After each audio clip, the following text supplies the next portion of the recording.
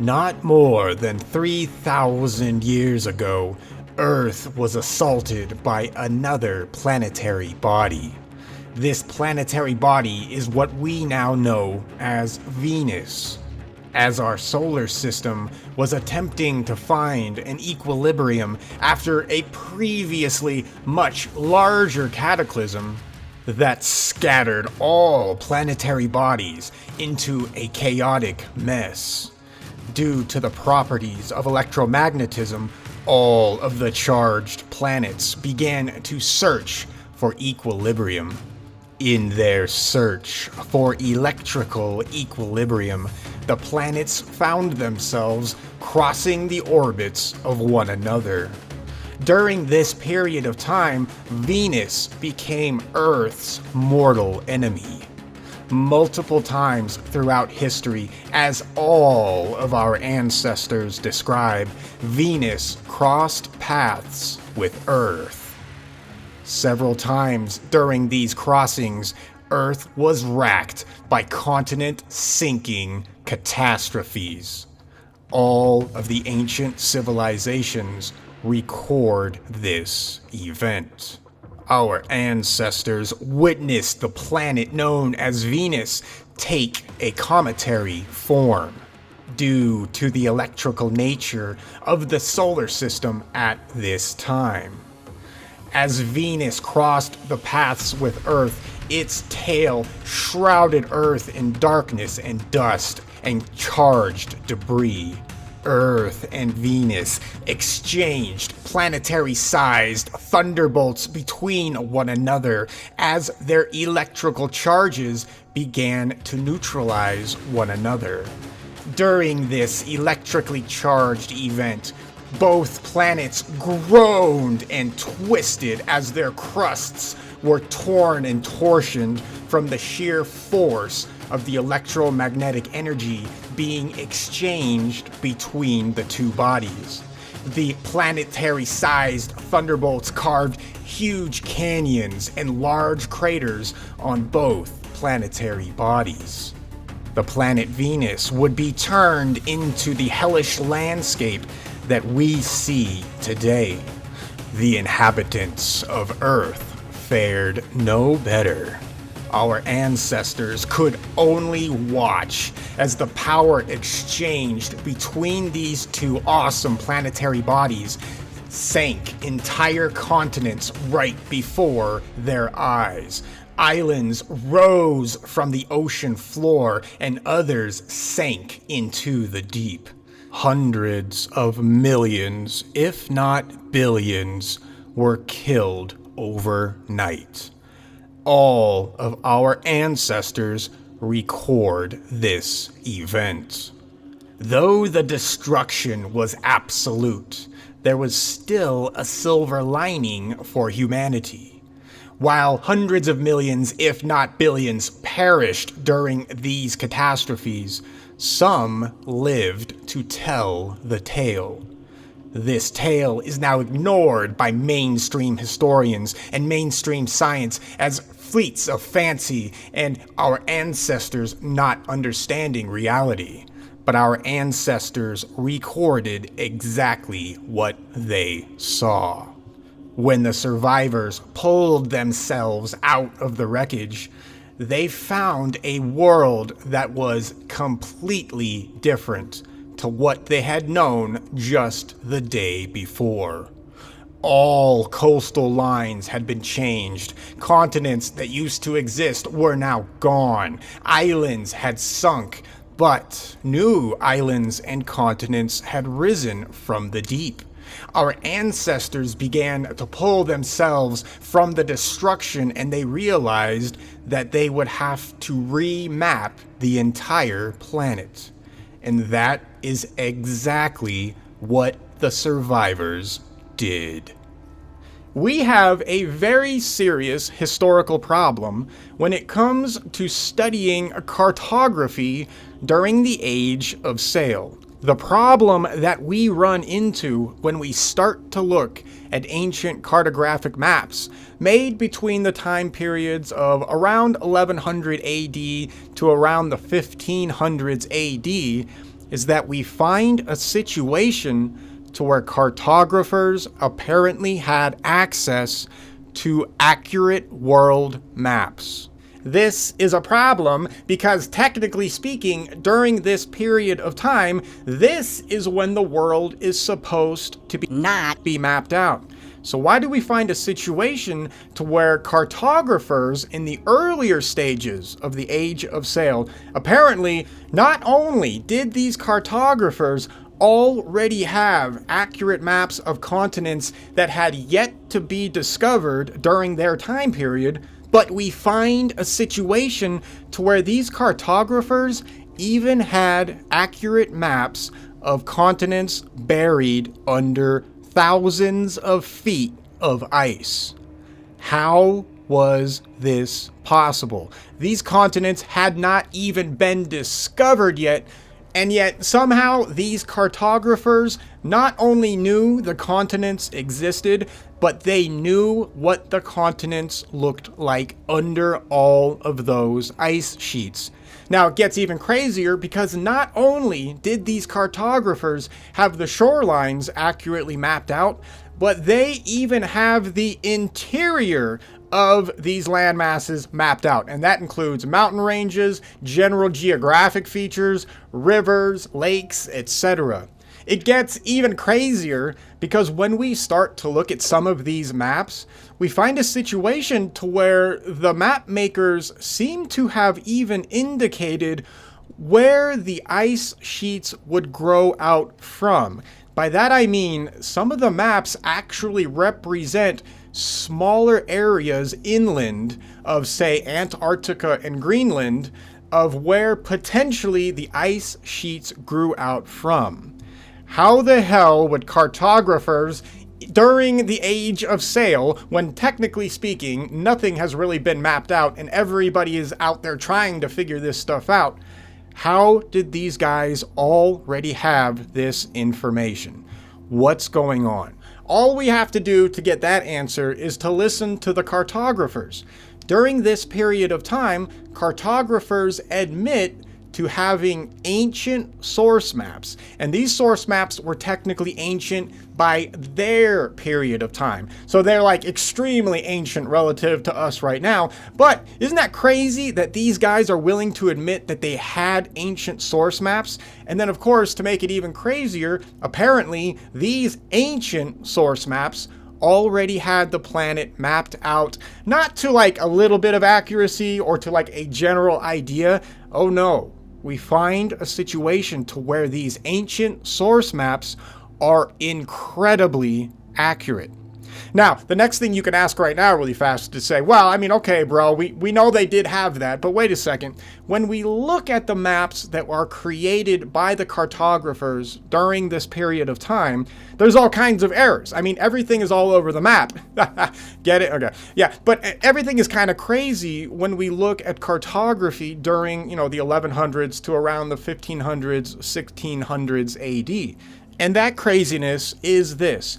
When we look at these maps, we find a situation to where the coordinate system is not reliable. So, latitudes were basically kind of there. Latitudes are much easier to figure out, even during this period of time. However, longitude is not discovered until the 1700s. So map makers, while they do have access to source maps, they're still incorporating their level of understanding of cartography. Now you can ask, why would they do this? If you already have a supposed accurate map of the world, apparently including all the grid lines and all the navigation calculations, why not just transfer that over onto the new maps you're trying to create and just have an immediate accurate map? Well, this is where things get a little weird, actually. So the first observation that we can make right off the bat is this. Okay, great. They had accurate source maps from, an ancient period of time, but we see that they do not technically trust those maps. And I think that's the first interesting problem that we run into.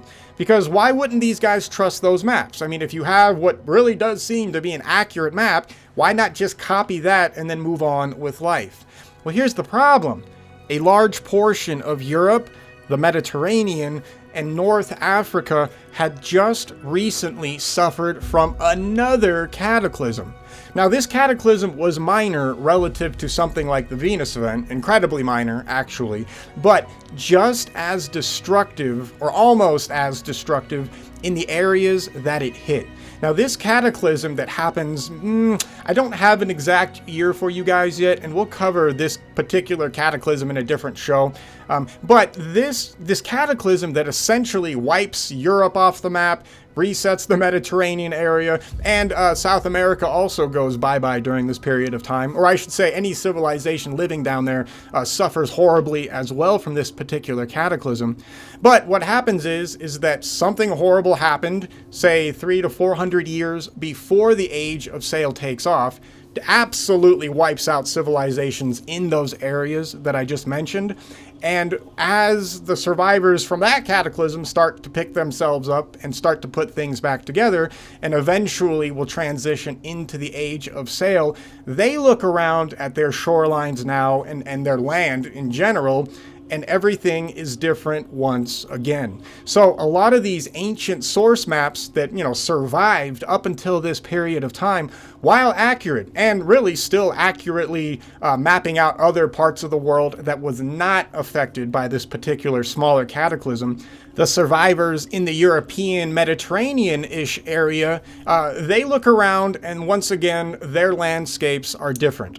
They really do find situations to where islands sank. So for example, in the Aegean Sea, we find source maps that actually map out all kinds of other islands that used to exist before this cataclysm.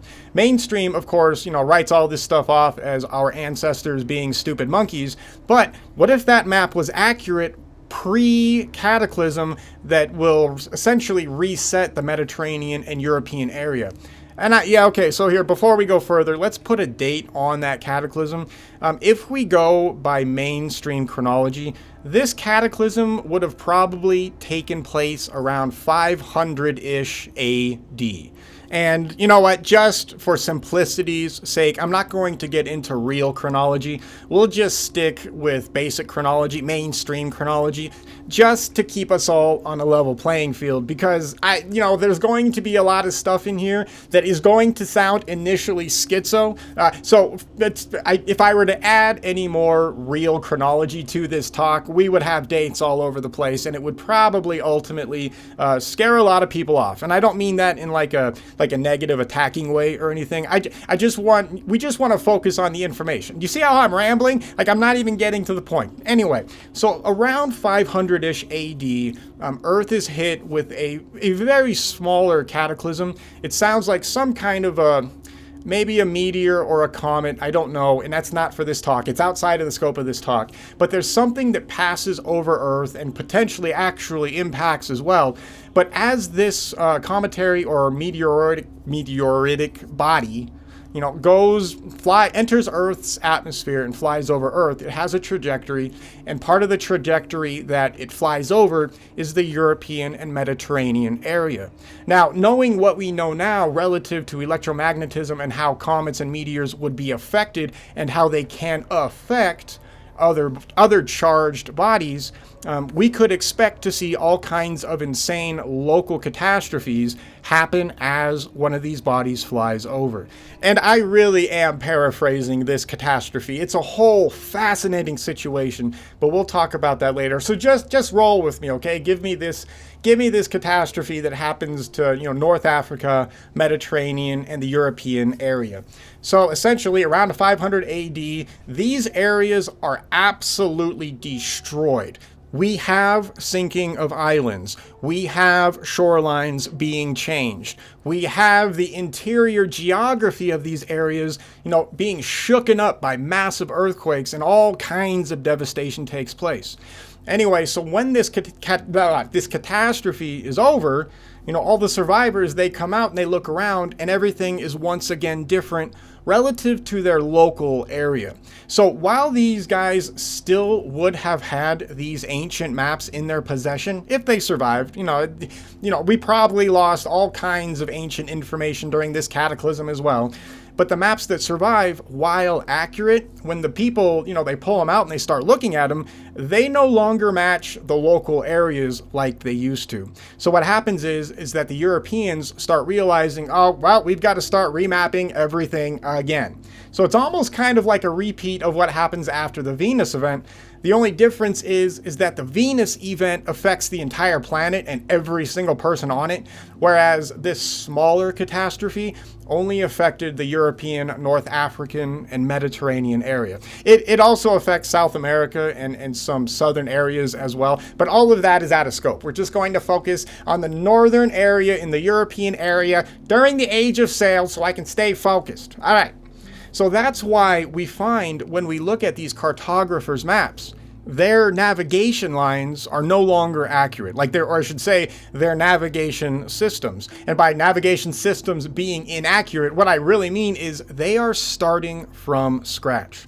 And since they essentially have to relearn everything, we could really see a situation to where people, when they, after they crawl out of the wreckage and kind of start rebuilding again, and they start looking at these maps, it's entirely possible that anybody who had any idea or any really good working knowledge of a coordinate system, they were dead or they were gone, and things, the new cartographers were essentially starting fresh.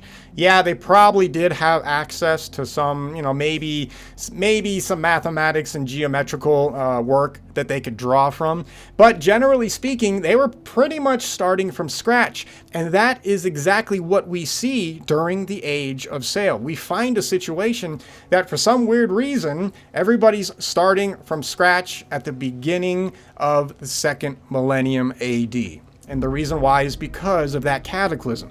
So that kind of, hopefully that kind of makes history make some sense during this period of time. Because if you think about it, you look at the European area and it's like, what the hell took everybody so long to start really moving and shaking and exploring the world? And then, of course, if you factor in the fact that we know they had ancient source maps already mapping the world, what the hell is going on? Like, what happened? How does Europe in the Middle Ages find itself essentially coming out of some kind of a reset?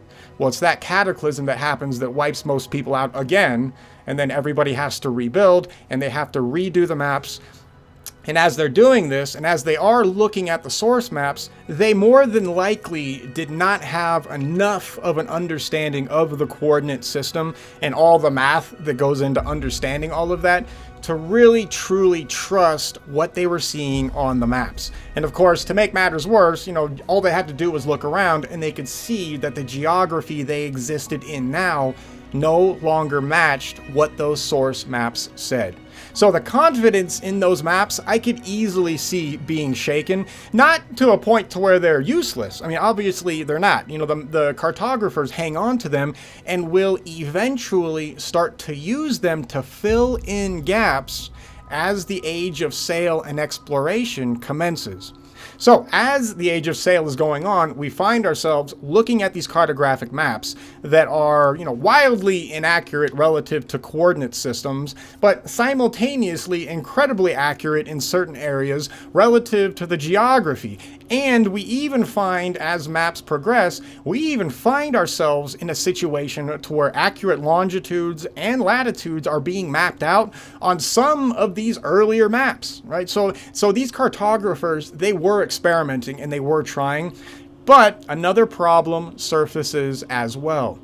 As the Age of Sail is commencing, and as people are going out there and exploring and coming back and bringing their information to the cartographers, one of the things that they're finding is that islands that are on source maps apparently appear to no longer exist.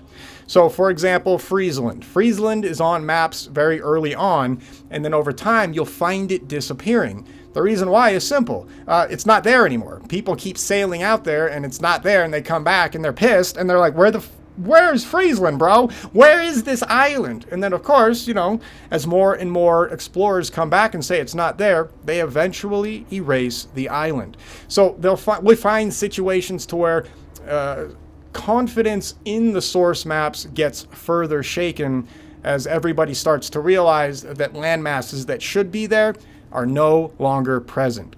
So in the last show that leads up to this show, we discussed the sinking of these islands. Yes, I realize that sounds crazy, but don't forget, remember, when we start to work with electromagnetism and we start to work with masses, like Earth and other cosmological bodies, there's really it's not a problem to sink land masses anymore. Sinking a small island is really not an issue. Technically speaking, a cometary body, if it was charged high enough, and depending on its, angular trajectory as it enters the atmosphere, etc., that could cause enough of an earthquake or earthquakes that would destabilize crustal areas up there in the Mediterranean, European, northern hemispherish area that could have easily caused the sinking of islands. Another potential explanation for the sinking islands is that after that last smaller cataclysm, it did just destabilize the general crustal areas that body flew over, and while maybe some of those islands did not immediately sink, as it sounds like some did not immediately sink, they could have sunk centuries later after the catastrophe. All it takes is some time, right? I mean, even if the islands didn't sink during that period of time, or even if all of them didn't sink, that does not mean that the crust wasn't weakened in those areas. And then, second law of thermodynamics kicks in over a few centuries, and then, the crust just can't take the stress anymore, collapses in on itself in certain areas, and then you lose an island. What's fascinating about this situation, I know, we'll get to the frozen landmass thing in a sec, to Greenland, we'll get there in a sec. But the fascinating thing about this is during the age of sail, this is when things like the Black Plague are hitting. We find during this period of time all kinds of crazy stuff going on, but one of the catastrophic events that takes place is there are several large tsunamis that absolutely ruin areas of Europe. What if those tsunamis were generated by one of those islands sinking into the ocean during this period of time? Yeah, that's a real possibility, and, the evidence is there for it. It's crazy stuff once you start to get into it. All right. Anyway, on these source maps, not only do we have islands and other land masses that absolutely no longer exist today, we find a situation to where both Antarctica and Greenland apparently appear to be mapped without ice. Things get even weirder because it is not just the shorelines of these continents that are mapped out. We find a situation to where the interior geography are also present. So what does this mean? So today we're going to focus on Greenland without ice because everybody does Antarctica, but nobody ever talks about Greenland. Greenland is just as an important situation as Antarctica. I know it's not as romantic or crazy sci-fi wise or whatever, but there's a ton of stuff we have to go over here. So when we look at the maps that have these continents mapped out without any ice, the next question we have to now ask is, how the hell did that happen? Right now, mainstream tells us that continents like Greenland and Antarctica have been covered in ice for hundreds of thousands of years.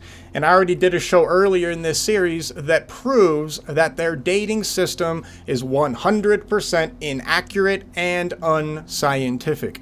Ice cores cannot be used to date almost anything. It certainly cannot be used to prove that an ice sheet is 100,000 years old or 200,000 years old or a million years old or whatever the hell they're saying nowadays. And I already went over the science in a previous show, so just go watch that really fast, and that should dispel any trust you ever had with respect to dating of these continents' ice sheets. So the good news here is that we can immediately discard anything that mainstream science says relative to the ages of this ice sheet.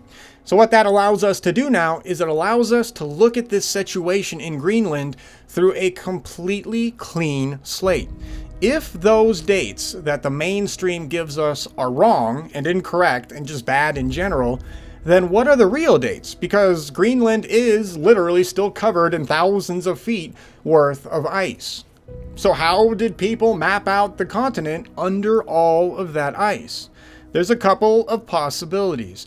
The first one that a lot of the alternative historical community gravitates towards for no real scientific reason is that everybody was flying around in UFOs, having fun, mapping out, Greenland under all of that ice. And then when they were done mapping it out, instead of putting it on some really cool technology, they drew it on some parchment, and then that was the map of their world. That is not very realistic, but I suppose that's a possibility. The other possibility is that the ice on Greenland and Antarctica as well is not that old. And by not that old, I don't mean, maybe 30, 40, 50,000 years ago. I mean that these two continents may not have been covered in ice less than 2,000 years ago. Now, I get it. Initially, that sounds crazy, but hold on. Ask yourself the question. How crazy really is that? If we can disprove the mainstream's dating system, which I did in an earlier show, and we know for a fact that we have no reliable dating methodology to try to figure out how old those ice sheets really are, is it really all that weird that those ice sheets didn't exist around 2,000 years ago? This is a very real scientific possibility.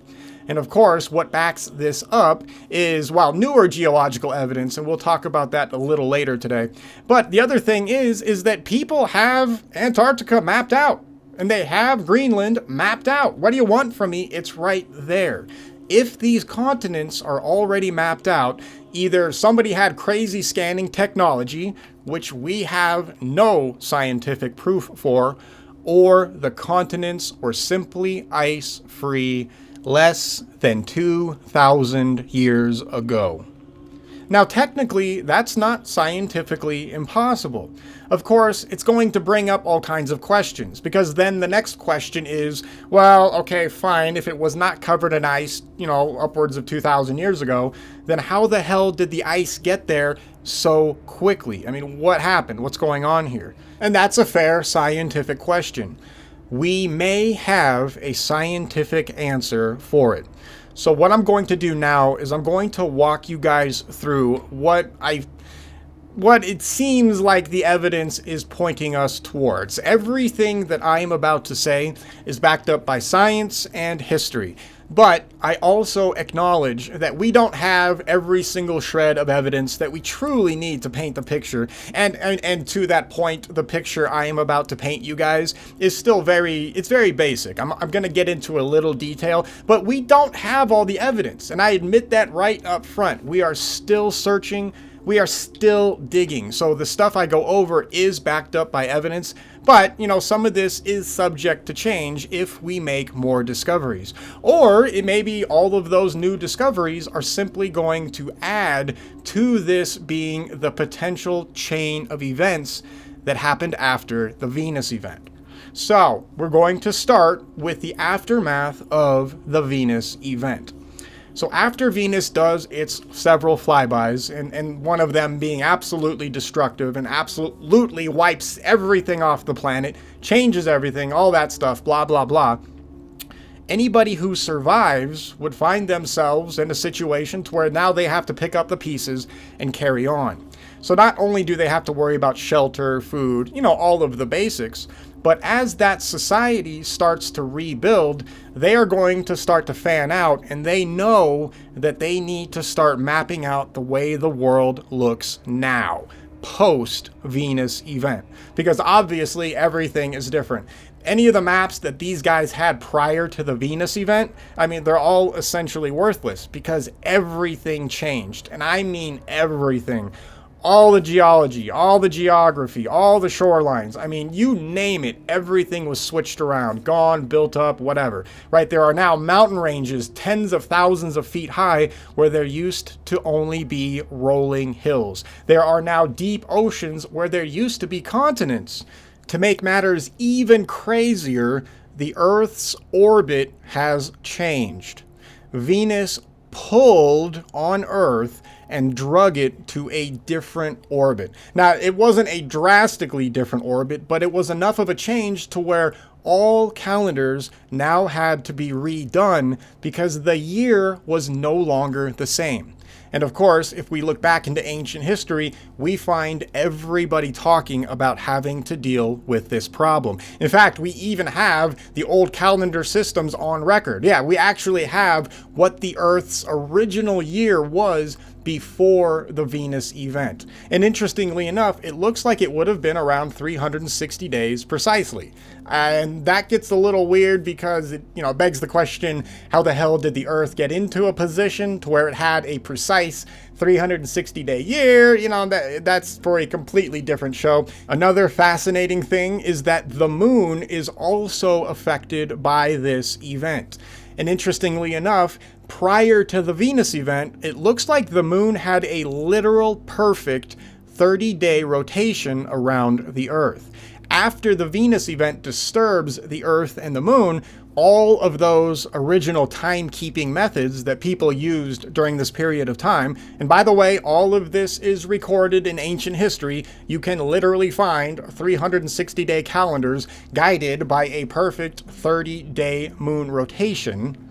After all this happens, the Earth and the moon are thrown into turmoil. After Venus disengages and is no longer a problem for the Earth, we find a situation to where the Earth is now in a new orbit, which creates a new year, and we find the moon is no longer in that perfect 30-day orbit either. So any calendars that existed before the Venus event are now completely inaccurate. To make matters even more crazy, our ancestors discover that Earth now has a wobble. So if you've been wondering where the hell that wobble came from, to get the Earth to wobble, to get a planet the size of the Earth to have any kind of a wobble, it has to be disturbed by something. And of course, mainstream cosmology agrees with this. They just think that the Earth was disturbed by something way back in the day, billions of years ago or whatever. The reality is our wobble is brand new, and the Venus event is what causes it.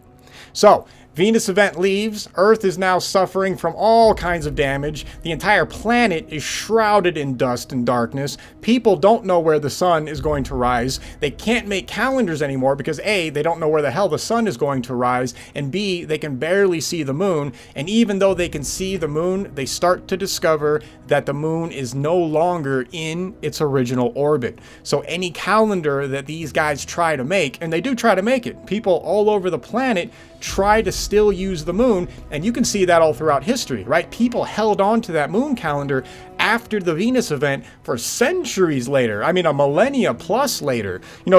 In fact, today we still have cultures celebrating the moon and its 30-day calendar from back in the day, right? People still have those quote-unquote New Years. And that is all generated from back when the moon used to have a perfect 30-day orbit around the planet. Isn't that crazy how all of this stuff starts to be explained immediately in history by using real science and just listening to what our ancestors say? It's insane.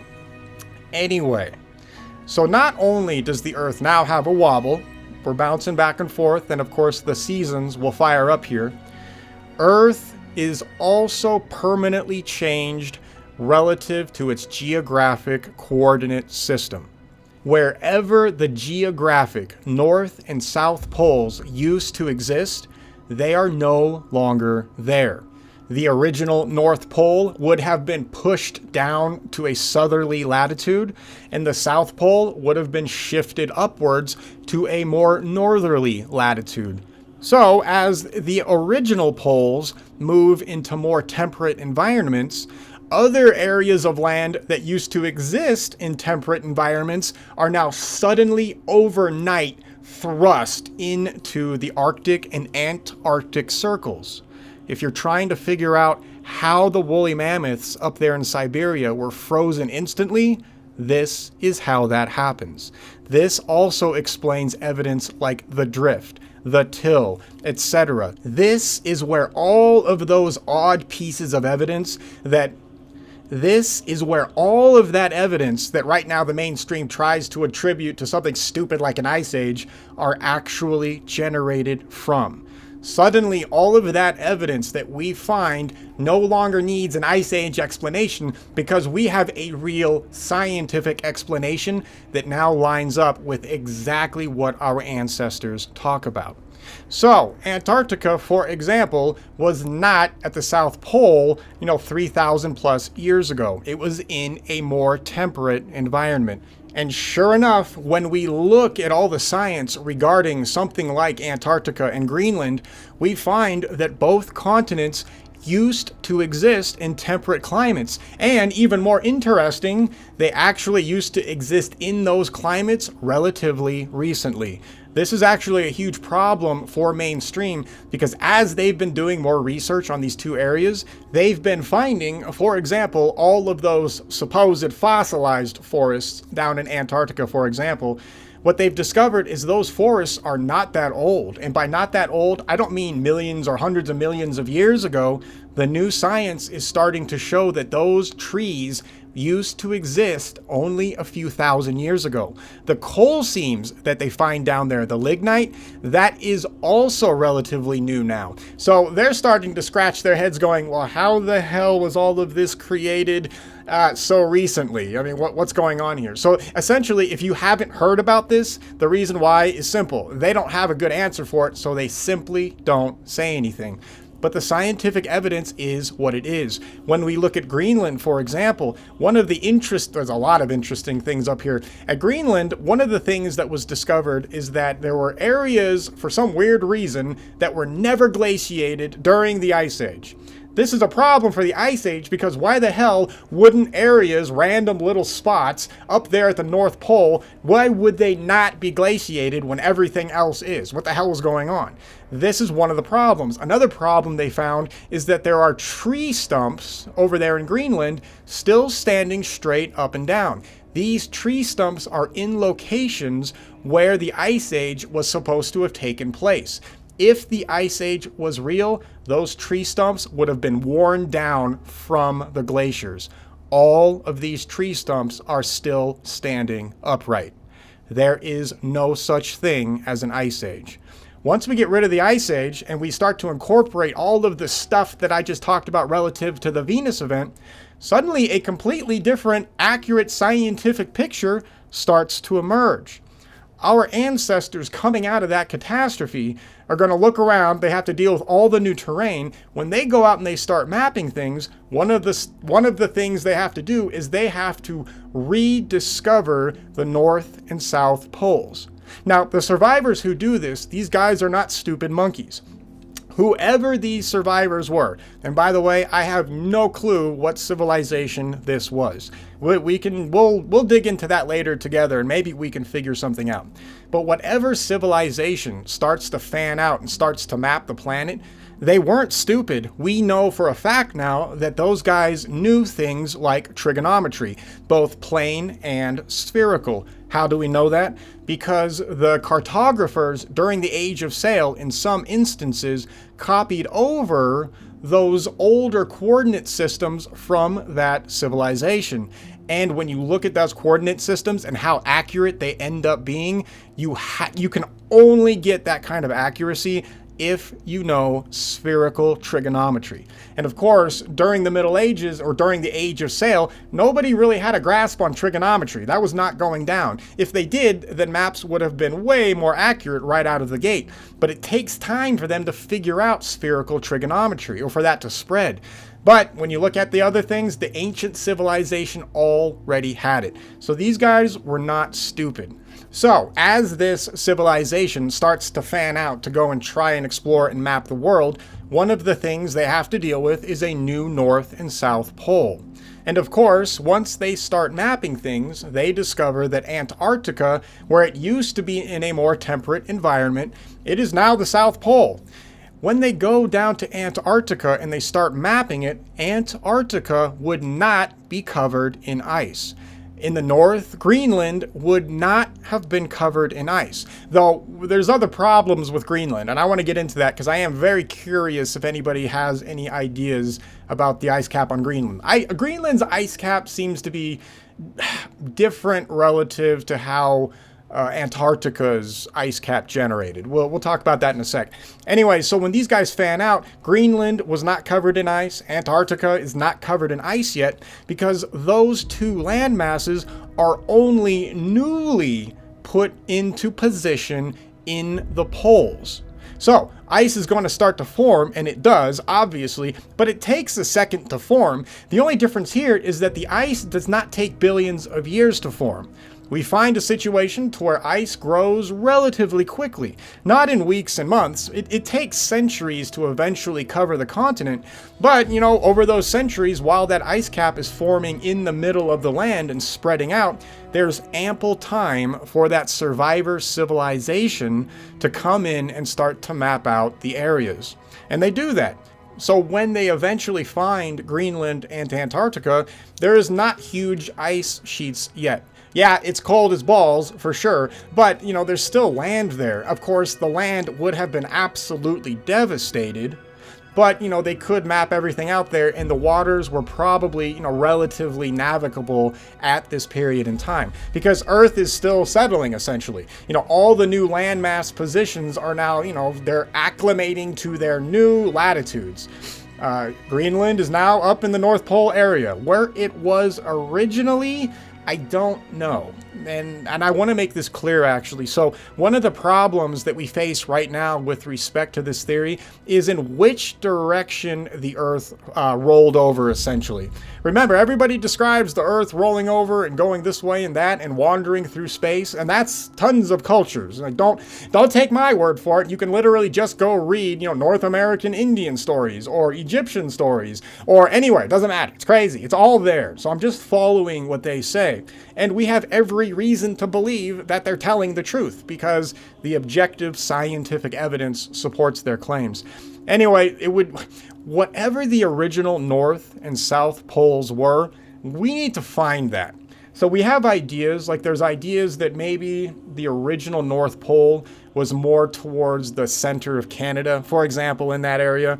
That's one idea. I don't support anybody's ideas yet because I don't think we've seen the 100% scientific evidence that really locates the poles pre-Venus event. So, and I mean this seriously. If anybody actually has science that could prove some of that or any kind of evidence, I would love to see it because it's one of the problems we need to figure out. The reason we need to figure this out is because that will help us paint the picture of where the land masses that exist now used to exist. Now, and of course, that's going to be important if we want to try to find ruins and track civilization growth, etc.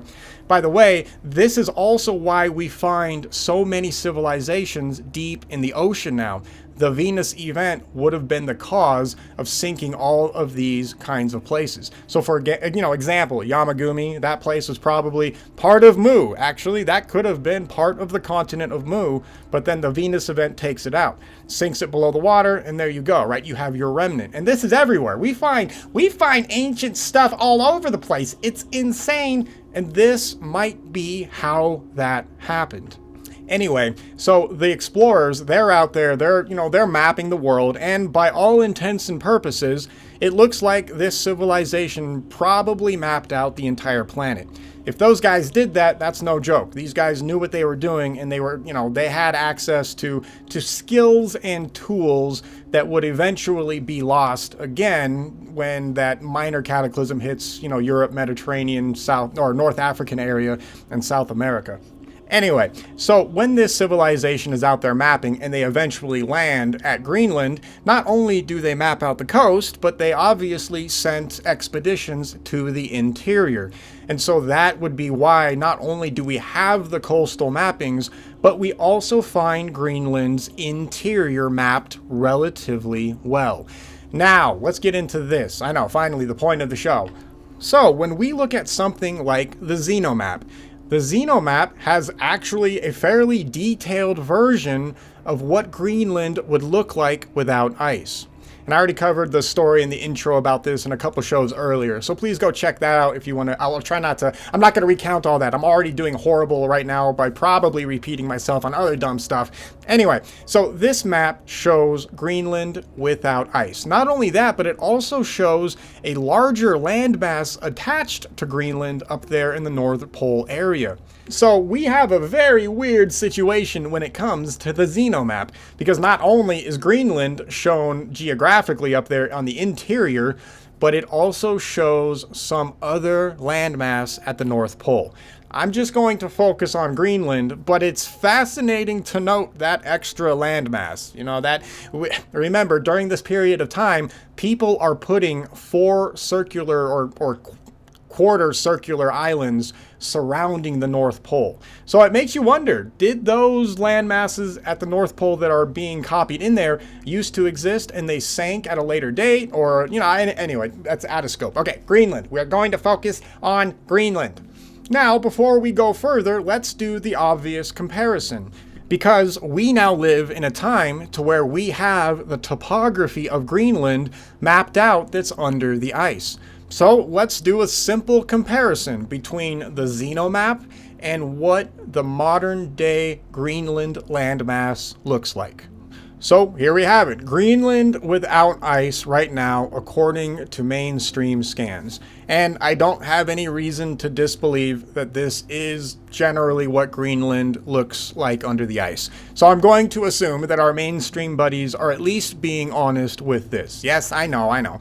Anyway, so let's just use this. One of the first features that we notice about Greenland under the ice is that there is a really shallow middle portion of the continent that is essentially below sea level. We can also see that there is a large, thin mountain range that runs along the entire east coast of Greenland. And then, of course, down there in the south tip, we also have higher mountain ranges. On the west coast, we have a shallower range of mountains. Looks like there's a little bit of a high elevation here and there, but otherwise, the west side of Greenland is relatively low elevation. Something to note really quick, and I'm just going to say this now before I forget it. Think about what I just said. We have on the east side a very high elevation, and on the west side we have a very low elevation. If you were to take Greenland and put it on its side so that we could see it in profile, and we took the high elevation of the mountains and then we drew a straight line down to the low elevation, we would get a nice angle. What mainstream geologists actually uncovered, and they admit this, by the way, this is from them. I didn't make this up. This is literally from their papers. What their conclusion was is that the eastern side of Greenland was ripped up out of the ground and thrust upwards, while the west side was dropped downwards. That is exactly the kind of insane catastrophic event that would have happened to land masses during the Venus event. Isn't that crazy? The landmass of Greenland, according to mainstream geology, essentially slants down to the west. And they say that there was indeed a massive uplift in the east. And if you take it even further and we start to really dig into real geology, once again, we find a situation that all mountains on this planet, all mountain ranges on this planet are all relatively new. And by relatively new, I mean they're only a few thousand years ago. We would expect to find that in Greenland, and sure enough, mainstream found just that. What this also means is that whatever the hell Greenland used to look like pre-Venus event, it doesn't look like that at all now. So it's entirely possible that parts of Greenland were simply under the ocean during pre-Venus event times. But it could be the other way around. I have no idea. But that's one of the problems that we are going to run into when we start looking at islands and continents during this period of time. So when you guys start to look at stuff like this, just remember, the Earth that we see now cannot be compared to what the Earth looked like before the Venus event, because everything changed. And that's actually one of the main problems that I always see alternative mainstream people make. They just assume that all the continents in the shapes that they exist in now existed just like this, 3, 4, 5, 10, 20,000 years ago, when that is not the case at all. And also, if I know that sounds schizo, but geology proves this as a fact. There's no way around it. And we've talked about this, and we'll talk about it more in the future, but the science is there, the evidence is there. So when you guys are trying to find, lost continents or lost civilizations, don't forget, the Earth is completely different now from what it used to look like. So when we find historical accounts of events and stuff like that that existed before the Venus event, a lot of the descriptions in those texts or in those stories, they don't make sense relative to modern day geography, for the simple fact that modern day geography has nothing to do with geography only 3,000 or so years ago. So just keep an open mind when you read things. Just because something sounds crazy or something sounds like it may be impossible to have existed, it may have actually existed, but is now, thousands of feet underwater, or was simply obliterated during this event. So it's entirely possible you actually can't find any evidence for some of the stuff that is talked about pre-Venus. Yeah, anyway, so let's get back to Greenland. So when we're looking at the geography of Greenland, another geographical situation that we have to make note of is that shallow area that runs down the center of Greenland. Now, interesting to note, on the xenomap, we actually do find a low, flat area in the middle of Greenland. But it does not seem that this middle area on the xenomap is below sea level. In fact, when we look at it, it looks like there's some low hills as well as plains. This is exactly what we would expect to find if the ice sheet was brand new. Because check this out. Because there are thousands of feet of ice on this continent now, what would happen is that the weight of all of that ice would push down into the center of the map, and we would expect to find a potential hole like we find in modern day Greenland. Why this is interesting is because the xenomap shows that area essentially being a low, really low flat plain area. But once you add thousands of feet of ice on top of that area, then you would get that land to sink. So it would make sense for the xenomap to not have that center lake, essentially, in the middle of the continent. We would expect to find above sea level land, and that is exactly what you see on the xenomap. Now, let's keep going with the geography and the similarities. So, we also find the mountain ranges. If we look on the east side of the xenomap, we find huge mountain ranges. When we look at the topographical map, the modern topographical map, we find the exact same thing. There is no way that anybody between the 1100s and 1600s AD could have ever known that these mountains existed. The modern day scan proves that the xenomap on the East Coast is accurately depicting the geography of the landmass. Now, if we travel over to the west side, what do we see on the west side? We see exactly what we expect to find. We find the west side of Greenland at an extremely low latitude, just like we find it in the modern day scans. And now, if we move down to the southern tip of Greenland, we find on the modern day scan a large set of islands at that southern tip. And once again, when we look at the xenomap, we find the exact same features. How are people in the 1100s to the 1600s AD able to accurately map out Greenland without any ice? If we start to pay attention and give credit to that civilization that survives the Venus event, this kind of situation is exactly what we would expect these explorers to find. Of course, there is another obvious problem when we start comparing these two maps. When we look at the xenomap it's oddly skewed. It is not exactly identical to how we are looking at the map from modern times. We have to remember that map projections, are going to play an important role in trying to decipher how these areas were mapped. So the modern day projection of Greenland that we have here would be a Mercator projection, right? It's a 2D plane projection. And don't forget, by the way, remember, it's impossible to translate a 3D sphere 100% accurately to a 2D plane. That's why we have all these different projections. So when we look at the xenomap, we're looking at least one projection, but the reality is we're actually looking at multiple projections of Greenland that have been kind of combined during this cartographic time during the Age of Sail. So if you're a cartographer and you have access to a source map, you have new maps being created by other explorers, you have to somehow figure out how to translate all of that information into one map that makes sense. That is not easy, and it's generally not done with all that much success. So that's the situation we find with the xenomap. Now, if we account for projection issues and we change the xenomap to better fit a Mercator projection, watch what happens.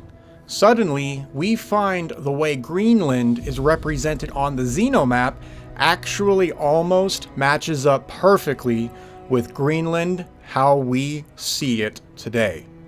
There is nothing to argue about here. The xenomap has been proven to have accurate data regarding not only the coastal regions of Greenland that are currently under ice, but also the interior of the landmass. This is exactly what we would expect to find if that civilization that survived the Venus event went out and mapped everything, and then it would eventually fade away through history. And then after, 1,000+ years, I don't know the exact dates, I don't have those, unfortunately. Chronology is a pain in the butt, so, still working on that. But over time, that civilization apparently fades out or is maybe combined into other civilizations. We can talk about that on a different show. But eventually, all of those source maps that civilization drew up eventually find their ways into the hands of the cartographers during the Age of Sail. So when these cartographers are looking at something like the xenomap, they just copy it because, hey, nobody else has brought us any information about this. Nobody's confirmed anything. This is fairly accurate, or at the very least, it looks accurate. Let's combine this with our current maps. And that's exactly what they did. That is why we find Greenland and Antarctica mapped without any ice during this period of time. It's not that during the Age of Sail, these places did not have ice. They were absolutely covered in ice by this particular period in time. But the preceding civilization was able to get to these land masses and chart them out before the ice cover started to take over. This is scientific proof that all of this stuff that I just talked about happened to one degree or another in Earth's history. Whenever we're trying to figure out or prove catastrophism, here you go. Whenever you're trying to figure out and prove from genetics, for example, of why we find various genetic bottlenecks or major extinctions relatively recently in human history, this is why. This evidence goes a long way into building up a completely different history that I'm willing to bet other people on this planet at higher levels already know. And I guarantee you, they probably also have far more evidence that would support and prove all of this correct. If all of this is correct, then that means everything with respect to history has to be rewritten. If everything has to be rewritten, then that means a lot of our social systems have got to be destroyed and rebuilt. So if you're wondering why nobody in the mainstream talks about this situation, That is the reason why. It is literally that simple. People have either been psychologically conditioned to believe the garbage, or they simply do not want to lose their position of power. There's a lot more to go over on the Xenomap, but we'll call it here. I think we've wasted an hour of our time. I think it's time for us to do something better with our lives. Don't you agree? So the next episode in this series will continue on from Greenland without ice. We'll start to look at Antarctica, and we'll start to look at other maps that not only show other continents and land masses that no longer exist now, but interestingly enough, actually mapped out the growth of the ice sheets as these explorers continued to explore those land masses. And of course, that just goes to further prove that our ancestors were around and watched the ice sheets grow right in front of them over the centuries. This means the ice sheets are not that old. The science proves that. The maps prove that.